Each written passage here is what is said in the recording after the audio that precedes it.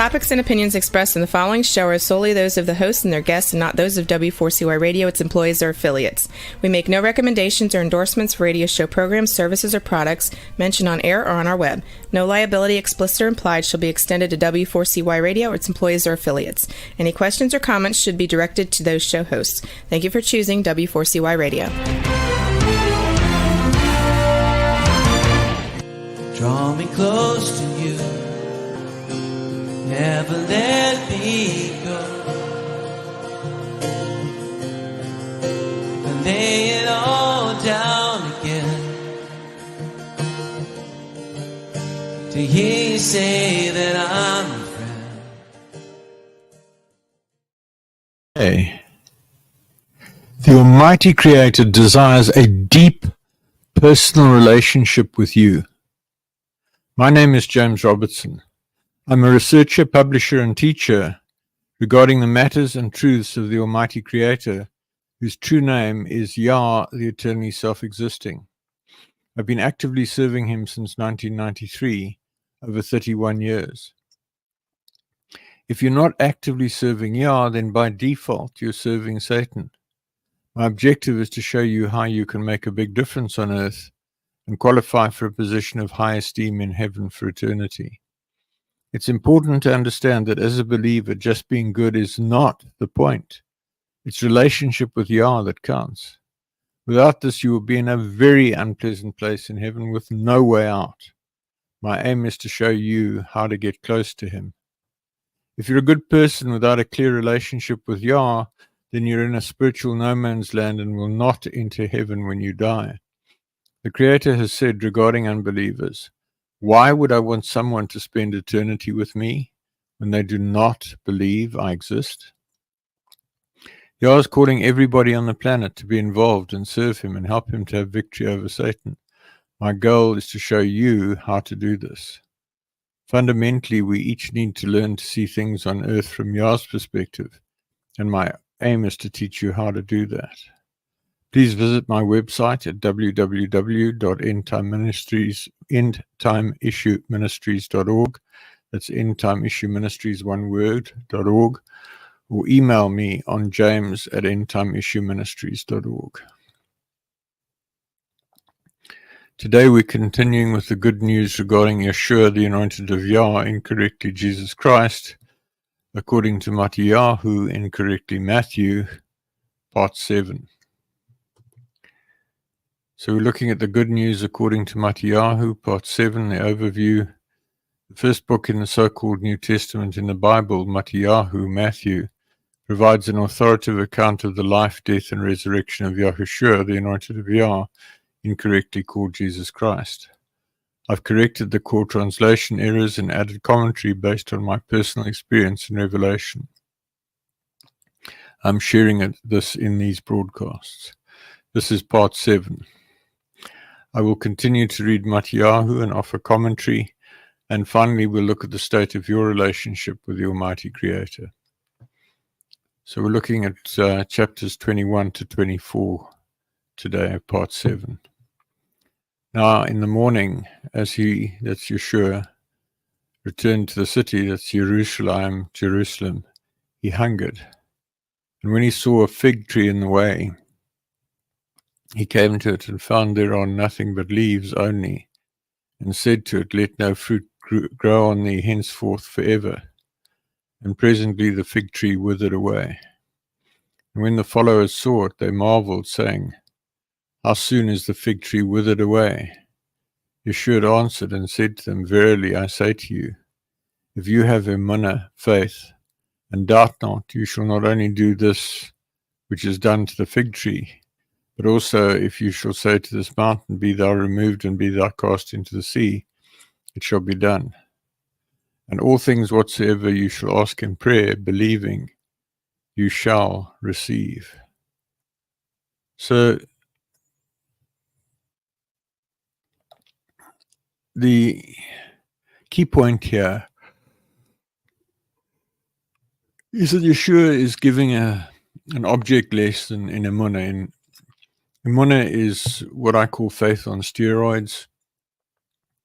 Faith is another one of these more or less meaningless English words that substitute poorly for the original Hebrew and the Hebrew concept. And as a result, a lot of the concept of emunah is lost through the use of the word faith. So I prefer to use emunah. And I do understand you probably say, well, there's this guy saying, but try and get used to it. And then whatever you shall ask in prayer, believing you shall receive. So there's a big piece here about coming to a place of intense confidence in your relationship with Yah, and that doesn't happen overnight. It takes time. Verse 22, and all things whatsoever you shall ask in prayer, believing you shall receive. And when he was coming to the temple, the chief priests and the elders of the people came to him as he was teaching and said, by what authority doest thou these things, and who gave thee this authority? And Yeshua answered and said to them, I also will ask you one thing, which if you tell me, I likewise will tell you by what authority I do these things. The baptism of Yahuchanan, that's John, the immerser, whence was it, from heaven or of men? And they reasoned with themselves and saying, if we shall say from heaven, he will say to us,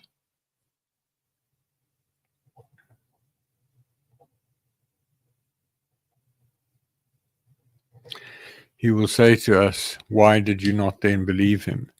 But if we shall say of men, we fear the people, for all hold Yahuchanan as a spokesman of Yah, a prophet.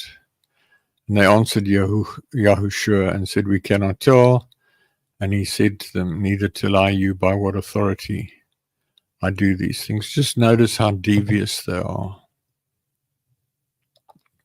Yeshua is walking around openly performing, as far as I can gauge, literally hundreds of miracles, hundreds of healings, if not thousands of healings.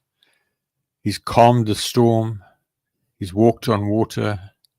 He's fed 5,000 men and as well as women and children with a few loaves of bread and some fish, and then he's done it again with another 4,000 men and women and children.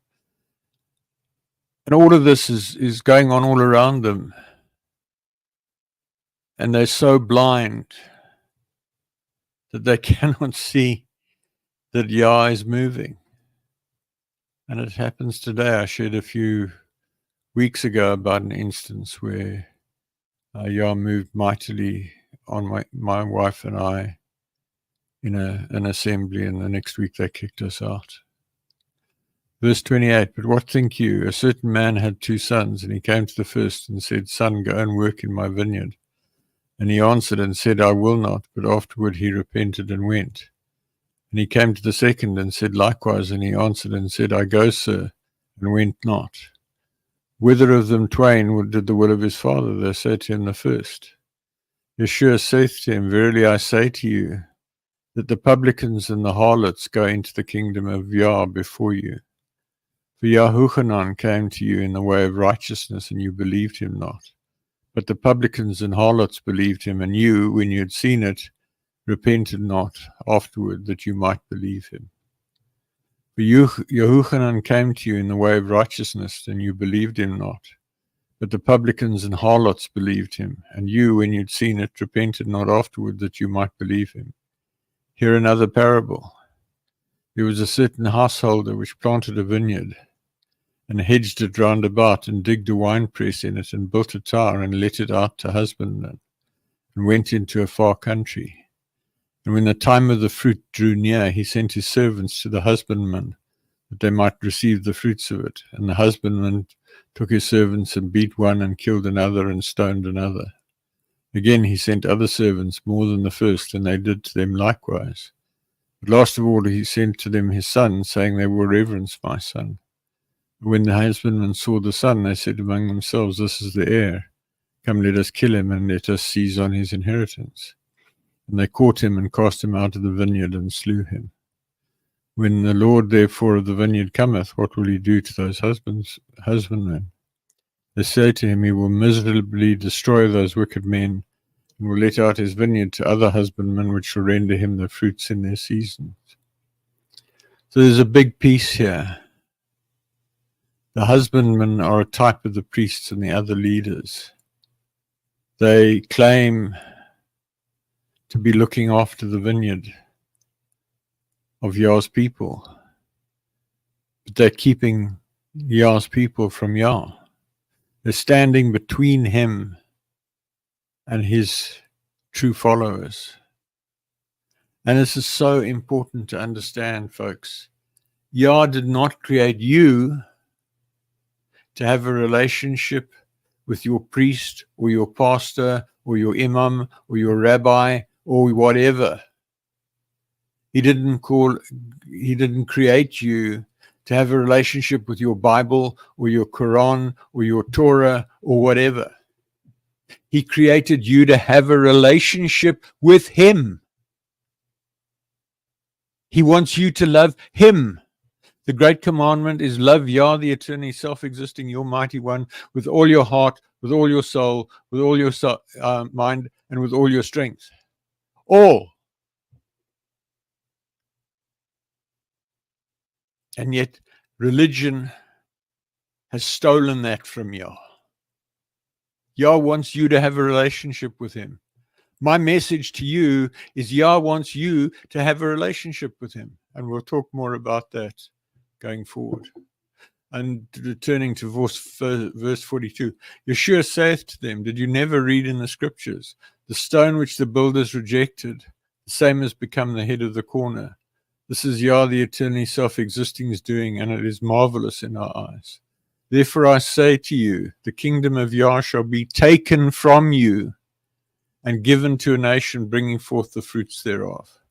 And whosoever shall fall on the stone shall be broken, but on whomsoever it shall fall, it will grind him to powder. And when the chief priests and the Pharisees had heard his parables, that they perceived that he spoke of them. And when they sought to lay hands on him, they feared the multitude, because they took him for a spokesman of Yah, a prophet. 2 points here. The scribes and the Pharisees and the chief priests, totally blind to what's going on. And Yeshua is going out of his way to provoke them. There's a whole lot of wrong thinking about the death of Yeshua. There are people who go around killing Jews because they say that the Jews killed their Messiah. If he hadn't died, folks, his whole life would have been a total waste of time. He came here to die. And he went out of his way to make sure that they killed him by provoking them and insulting them and speaking parables against them.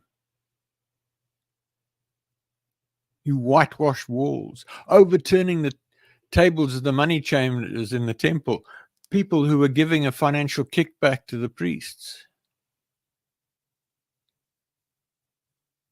Understand the enormity of what Yeshua did for you, for me. Stop playing games, people.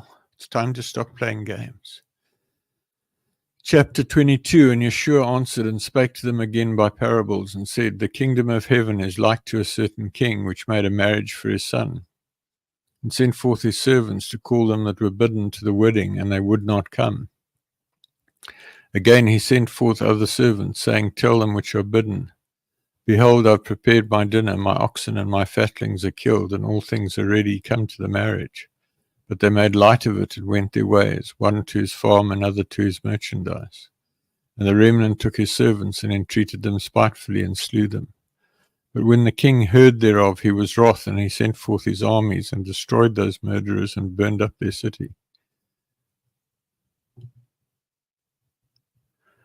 This parable speaks just as well today of believers who are too taken up with their own interests, their business, etc., that they have no time to serve Yah, to worship him, to do things for him. This is again against the high priests and other leaders in the context of their plot to kill him. Folks, There are two pieces to this in fundamental terms. One is to build a relationship with Father. I suppose there are three. The one is to live without sin. The next is to build a relationship with Father. And finally, there's to do something tangible and concrete for Father with your life. It's no good just worshiping and praying and saying, you know, I died a good person. I had a relationship with Father. He's going to say to me, well, what did you do? What did you do for me? How many people did you lead to belief in me? How many truths did you discover and publicize? How many people did you tell about me? Verse 8, then he saith to his servants, the wedding is ready, but they which were bidden were not worthy. Go thou therefore into the highways, and as many as you shall find, bid to the marriage. So the servants went out into the highways, and gathered together all as many as they found, both bad and good, and the wedding was furnished with guests. But when the king came in to see the guests, he saw there was a man who had not on a wedding garment. And he said to him, Friend, how camest thou in hither not having a wedding garment? And he was speechless. Then saith the king to the servants, Bind him hand and foot, and take him away, and cast him out into the outer darkness. There shall be weeping and gnashing of teeth, for many are called, but few are chosen. This speaks to the current age where Yah is looking throughout the earth for people who will become his friends and serve him. It speaks to people who don't prepare for the end of the age and for the end of their own lives. Folks, if you're just going to just potter through life doing what you do, and then one day you die, and you come up to heaven, assuming you believed at some stage, what gives you the right to think that something nice is going to happen to you? And then the other side of this particular parable, he was speaking this to Yahudites, Jews, the chosen race. The message is clear. They'd missed it. The message was going to the rest of the world. Today it is the same. The church has missed it. The synagogue has missed it. The mosque has missed it. The temple has missed it. Father is calling those who will serve him to come out of formal organized religion and build relationship directly and personally with him. Verse 15. Then went the Pharisees and took counsel how they might entangle him in his talk. And they sent out to him their disciples with the Herodians, saying, Master, we know that thou art true and teachest the way of Yah in truth. Neither carest thou for any man, for thou regardest not the person of men. Tell us, therefore, what thinkest thou? Is it lawful to give tax to Caesar or not? But Yeshua perceived their wickedness and said, Why tempt you me, you hypocrites? Show me the tax money. And they brought him a denarius. And he saith to them, Whose is this image and superscription? They said to him, Caesar's.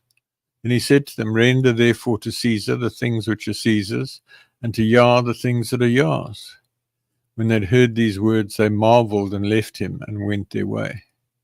They could not outreason him. He had the Spirit of Yah in him. It gave him intense wisdom, intense ability to debate, to discuss, to teach. Yah spoke through him repeatedly. There are passages throughout the New Testament, the good news, the 4 books of the good news, where Yeshua is quoted as saying something, but it's actually Yah speaking through Yeshua in the first person. Please understand, Yeshua could not have done what he did had he not been 100% human, filled with the Spirit of Yah, anointed with the Spirit of Yah. Spirit of Yah came upon him when he was immersed, 40 days in the wilderness, fasting to come up filled with the power of the Spirit of Yah. Yah in Yahooshua performed the miracles, not Yahooshua. 23. The same day came to him the Sadducees, which say that there is no resurrection, and asked him, saying, Master, Moshe said, if a man die having no children, his brother shall marry his wife and raise up seed to his brother. Now there were with us 7 brethren, and the first, when he'd married a wife, deceased, and having no issue, left his wife to his brother. Likewise the second also, and the third to the 7th. And last of all, the woman died also. Therefore in the resurrection, whose wife shall she be of the 7? For they all had her. Yeshua answered and said to them, ye do err, not knowing the scriptures nor the power of Yah. For in the resurrection they neither marry nor are given in marriage, but are as the messengers of Yah in heaven. I have long understood this to know that to indicate that there is no sexual congress in heaven, but I've recently encountered a teaching of one who claims to have been to heaven repeatedly, who says that there is marriage and sexual congress in heaven. At the time I wrote this, I did not have clarity on this point. I still don't have clarity. But get the point. Folks, if you don't believe there's a resurrection, I feel so sorry for you. You've got nothing to look forward to. I look forward to the day when I can shrug off this mortal coil and say, folks, I'm out of here. And I can be taken up to heaven. And I can meet Yeshua in person, meet a whole lot of other people in person, and come before the throne. And hopefully, with all that I've done, receive a significant reward and a significant place in heaven. That's what I'm aiming to. There is absolutely nothing stopping you from doing the same. Verse 31. But as touching the resurrection of the dead, have you not read that which was spoken to you by Yah, saying, I am the mighty one of Abraham, and the mighty one of Yitzhak, and the mighty one of Jacob. Yah is not the mighty one of the dead, but of the living. And when the multitude heard this, they were astonished at his doctrine. But when the Pharisees had heard that he'd put the Sadducees to silence, they were gathered together. And one of them, which was learned in the Torah, asked him a question, tempting him and saying, Master, which is the great commandment in the law? Yeshua said to him, Thou shalt love Yah, the eternally self-existing, thy mighty one, with all thy heart, with all thy soul, and with all thy mind. This is the first and great commandment. And the second is like to it, Thou shalt love thy neighbor as thyself. On these 2 commandments hang all the Torah and the spokesmen of Yah, the prophets. All true believers who've died are alive in heaven in supernatural bodies. Refer to the final quest, which I've quoted several times in this series. It's also on the website under the ETI Bible version page. The whole purpose of this life is to have a relationship with Yah, to have him participate in your life, and to do things that he wants you to do, so that when you die, you go to heaven. You receive an amazing, powerful, gracious, graceful, supernatural body, and a power and authority and supernatural ability, and you sit on a high throne forever. That's the whole goal of this whole thing, folks. And if you're not going for it, you're going to get such a nasty shock when you die. Verse 41. While the Pharisees were gathered together, Yeshua asked them, saying, What think you of the anointed one of Yah, the Christ, the Messiah? Whose son is he? They said to him, the son of David. And he says to them, How then doth David in spirit call him Adonai, saying, Yah, the eternally self-existing, said to my Adonai, Sit thou on my right hand till I make thine enemies thy footstool. If David then called him Adonai, how is he his son? And no man was able to answer him a word, neither durst any man from that day forth ask him any questions.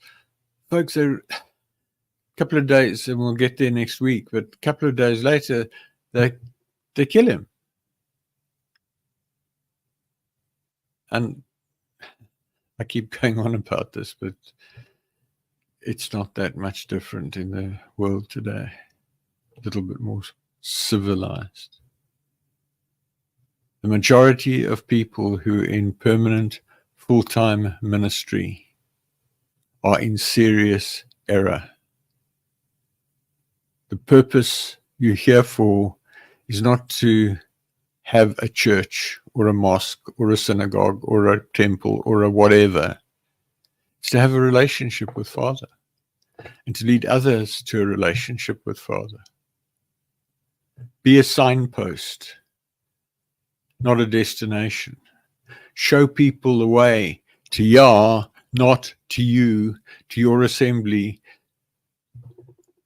Stop relying on them to finance you and go and get a job.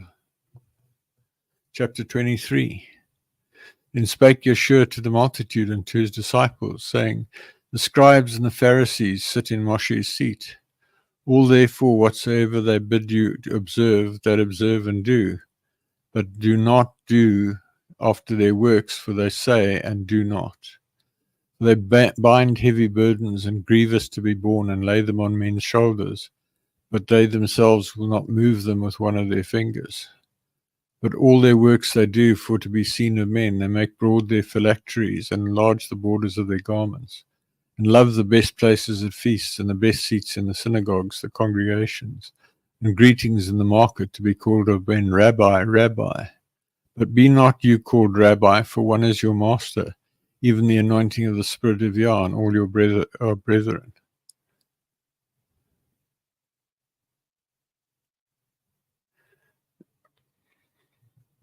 So, a situation where amendments have been made during transcription and translation.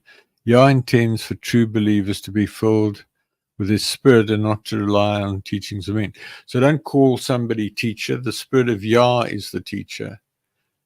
Call them John or Jill or Jack or whatever, which is their name, who is a teacher. But don't elevate them. Don't call them master. Don't elevate them.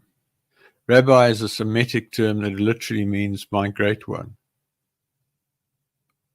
You shouldn't be doing that with a human being. It is the set-apart Spirit of Yah that teaches spirit-filled true believers in right standing with Yah.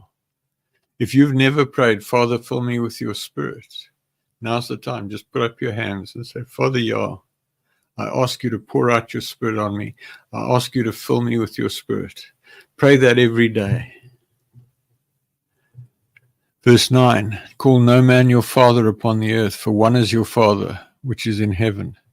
Neither be you called masters, for one is your master, even the anointed one of Yah. But he that is greatest among you shall be your servant, and whosoever shall exalt himself shall be abased, and he that shall humble himself shall be exalted. But woe to you, scribes and Pharisees, hypocrites! For you shut up the kingdom of heaven against men, for you neither go in yourselves, neither suffer you them that are entering to go in. Woe to you, scribes and Pharisees, hypocrites! For you devour widows' houses, and for a pretense make long prayer. Therefore you shall receive the greater damnation. Woe to you, scribes and Pharisees, hypocrites! For you compass sea and land to make one proselyte, and when he's made, you make him twofold more of the child of hell than yourselves.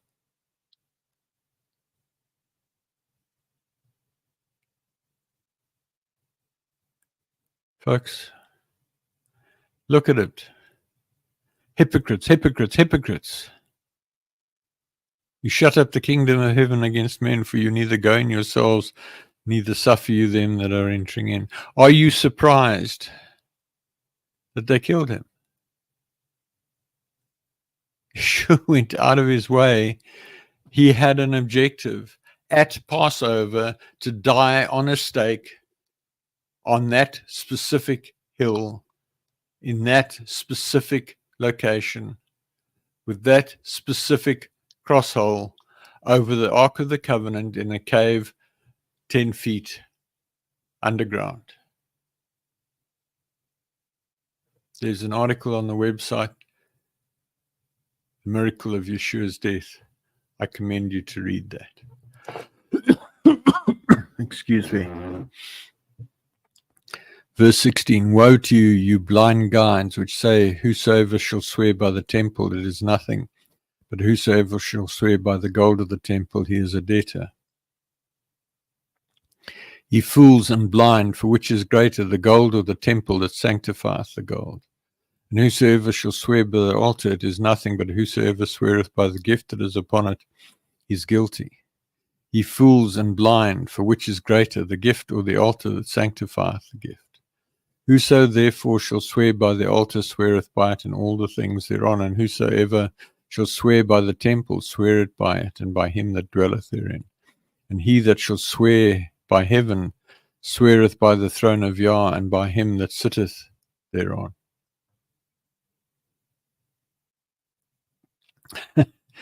I'm kind of a little bit of a stuck record today. Ye fools and blind, you blind guides, ye fools and blind.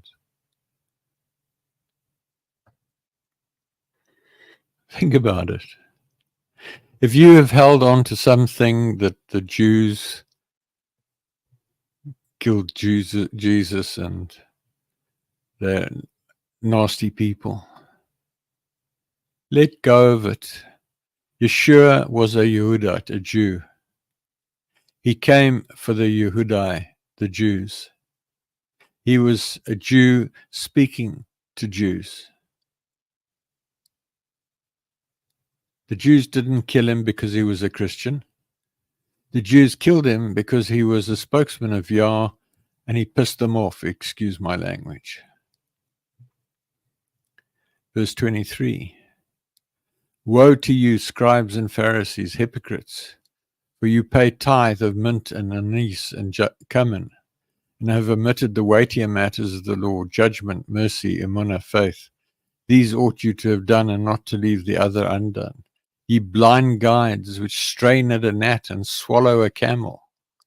Woe to you, scribes and Pharisees, hypocrites, for you make clean the outside of the cup and of the platter, but within they are full of extortion and excess.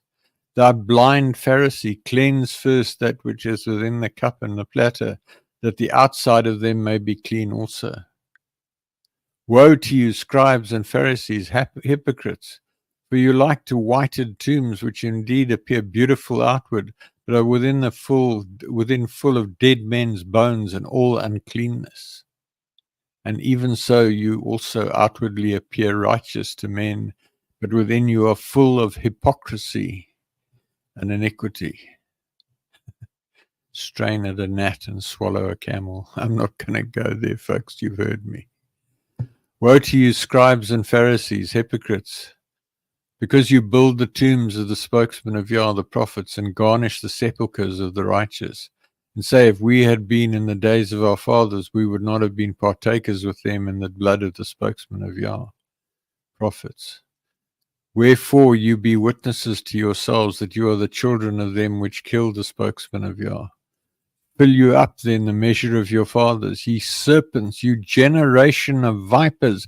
How can you escape the damnation of hell? Wherefore, behold, I send to you spokesmen of Yah, prophets, and wise men and scribes, and some of them you shall kill and execute, and some of them you shall flog in your synagogues, your congregations, and persecute them from city to city, that upon you may come all the righteous blood shed upon the earth, from the blood of righteous Abel to the blood of Zechariah, the son of Berechiah, whom you slew between the temple and the altar. Verily I say to you, all these things shall come upon this generation. From verse 13 to verse 33, Yeshua is going out of his way to antagonize the leaders. What he says is truth. And at the same time, it's highly provocative. And it's entirely intentional so that they would kill him as appointed. So it says, crucify in the King James. Yeshua did not die on a cross. He was executed on a stake, a length of tree trunk. Hebel in Hebrew, Abel in the King James. Zechariah in Hebrew, Zechariah in the King James, meaning Yah remembers. Berek Yah in Hebrew, Berechiah in the King James, meaning Yah blesses. And so just picking up those two names, Zechariah and Berechiah, IAH at the end of the name, actually should be YAH, Yah, being the Almighty Creator. The name of Yah permeated Hebrew society right way back from the early days. And it's almost completely lost in the Bible, both the New Testament and the Old Testament, in just about every translation you can find. In the ETI Bible version on the website, that error is corrected. There's over 3,000 instances of Yah in the New Testament, and I think it's about 11,000 instances of Yah in the Old Testament. I encourage you to read it.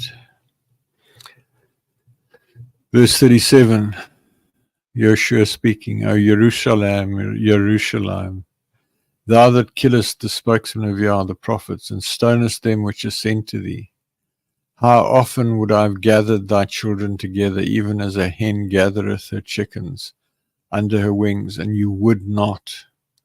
Behold, your house is left to you desolate. For I say to you, ye shall not see me henceforth, till you shall say, blessed is he that cometh in the name of Yah, the eternally self-existing. Folks, this is an ongoing thing, but the thing to realize is Yeshua foretold that 70 years later, Jerusalem would be totally devastated and the Yehudites would be totally vanquished by the Romans. The temple would be torn down, not one stone upon another. The Romans set fire to the temple, the gold melted, ran into the cracks between the blocks of stone, and when it cooled down, the soldiers pulled everything to pieces to get the gold out of the cracks. Folks, those foretellings, those prophecies were back then. There are different things today. Chapter 24, and Yahshua went out and departed from the temple, and his followers came to him for to show him the buildings of the temple. And Yahshua said to them, see you not all these things? Verily I say to you, there shall not be left here one stone upon another that shall not be thrown down. And as he sat upon the Mount of Olives, the followers came to him privately, saying, tell us, when shall these things be? And what shall be the sign of thy coming and of the end of the world? And Yeshua answered and said to them, take heed that no man deceive you. For many shall come in my name, saying, I, Yeshua, am the anointed one of Yah, and shall deceive many. For you shall hear of wars and rumors of wars. See that you be not troubled. For all these things must come to pass, but the end is not yet. As I said a moment ago, this foretelling was fulfilled in 70 current era, just 70 years from Yeshua's death. The temple in Jerusalem torn down by the Romans, so the Yehudai should have been left in no doubt that Yeshua had changed the spiritual dispensation. Yet even today, most of the Yehudai reject Yeshua, admittedly because of the wrong teaching of the Christians who say that Jesus is God and that there is a Trinity. So there's a big piece here. The Yehudai, one of the reasons they killed him is because they said he was claiming to be Yah, because he said he was the son of Yah. And they twisted and what have you. And then Christianity takes those lies and makes them central to their teaching. Yeshua was and is 100% human, filled with the Spirit of Yah. His name is Yah, means Yah is salvation. Yahooshua, Yahoo referring to Yah, Shua referring to salvation. Yeshua, Jesus, is not salvation. He's not the Savior. Yah is the Savior. Yah is the one who saves you. Yah is the one who gives you salvation. Yeshua is the signpost to Yah. Folks, he is not the destination. Verse 7. For nation shall rise against nation, and kingdom against kingdom. And there shall be famines and pestilences and earthquakes in diverse places. All these are the beginning of birth pains. Then shall they deliver you up to be afflicted, and shall kill you, and you shall be hated of all nations for my name's sake. And then shall many be offended, and shall betray one another, and shall hate one another. And many false spokesmen of Yah shall rise, and shall deceive many. And because iniquity shall abound, the love of many shall wax cold. But he that shall endure to the end, the same shall be saved. And this good news of the kingdom shall be preached in all the world for a witness to all nations, and then shall the end come. This passage is mistakenly used to signify that we're at the end of the age. Yet these things, the wars, etc., have been rife throughout the period from the death of Yahooshua to the present, and they will continue. Tragically, a lot of Christian missionary workers fall into this type of treatment wrongly because of their wrong teaching about the deity of Yahooshua and the idolatry of the Bible and the use of wrong names. Folks, Yahooshua showed that if you are completely free of sin, nothing can touch you. No weapon formed against me shall prosper. The messengers of Yah are encamped around you to protect you. Every tongue that rises against you in unrighteous judgment will be refuted. As an aside, there are a huge number of false spokesmen or prophets today. Endure to the end is a critical principle in serving Yah in any age, no matter what comes against one, and one's got nearly 1,000 years to go before the end of this age. And that's a whole conversation in its own right. I've spoken about it before. It's on the website. Yahooshua is scheduled to return about May 3003, 981 years or whatever it is from now. Folks, I'm out of time. I'll continue with this next week. I'd like to wrap up by asking, what is the state of your relationship with the Almighty Creator? I'd like to ask you to critically examine where you are relative to the Almighty Creator.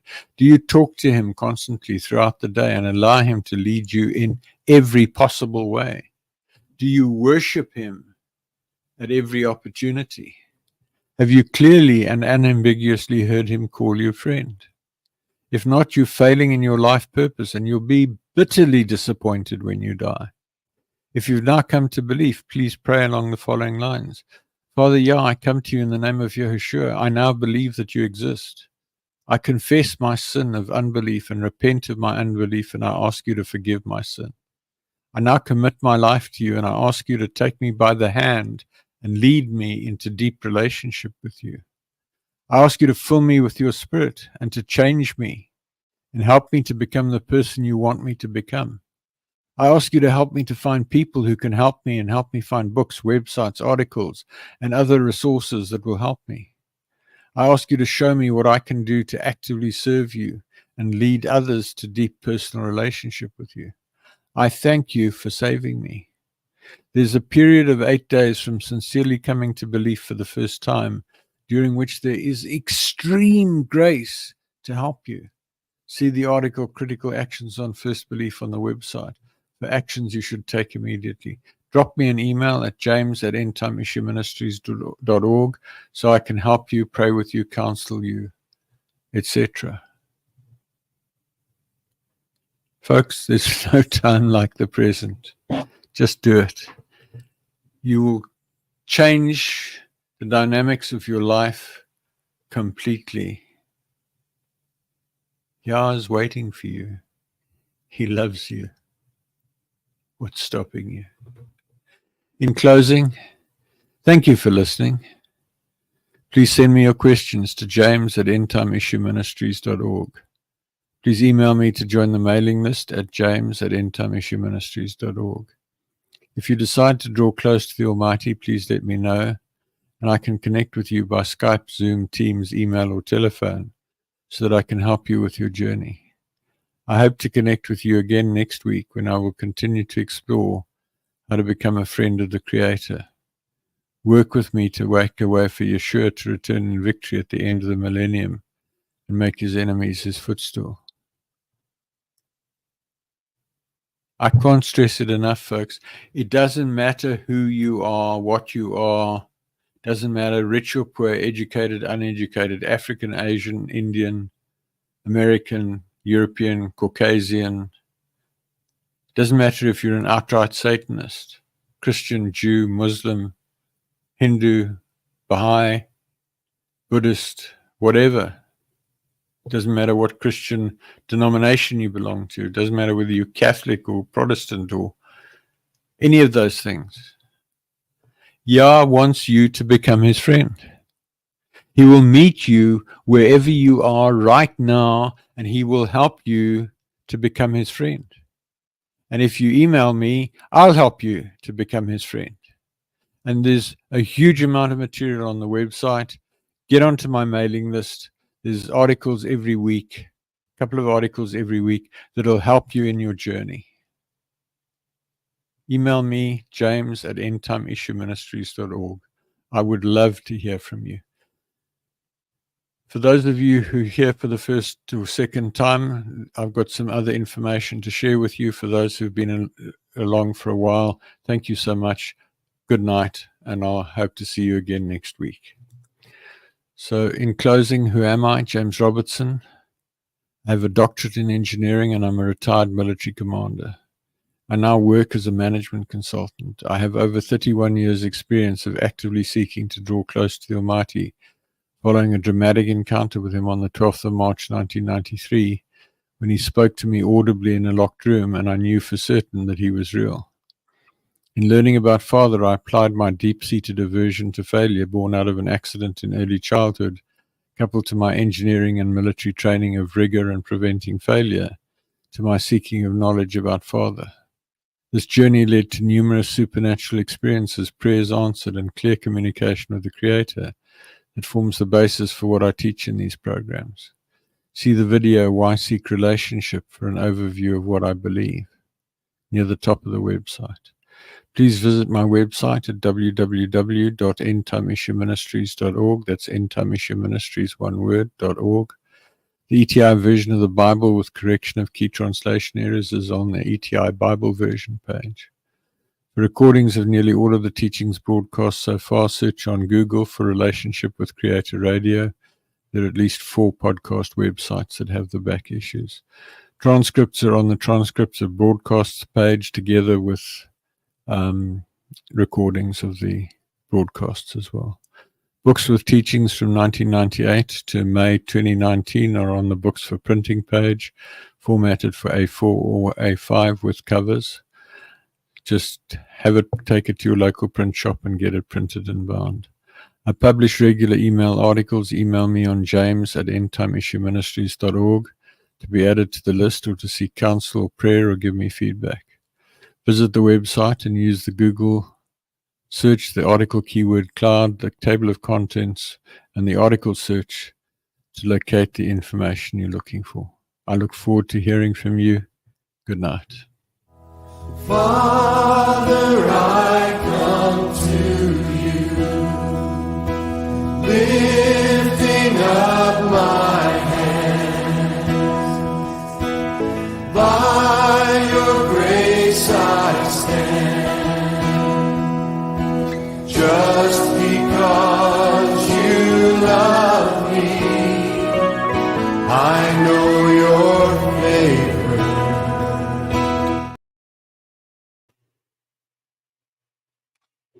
Hi, I'm James Robertson. I want to ask you what you understand about the history of Yahooshua, the Anointed of Yah, who is incorrectly called Jesus Christ. And do you know, what do you know about the Almighty Creator of the heavens and the earth? Do you know that he wants you to become his friend? If you're not aware of Yeshua's life and teachings, then please listen to my broadcast on w4cy.com internet radio or talk4tv.com internet TV. Also visit my website at www.endtimeissueministries.org. That's endtimeissueministries, one word, .org, or email me on james@endtimeissueministries.org to find out more. I look forward to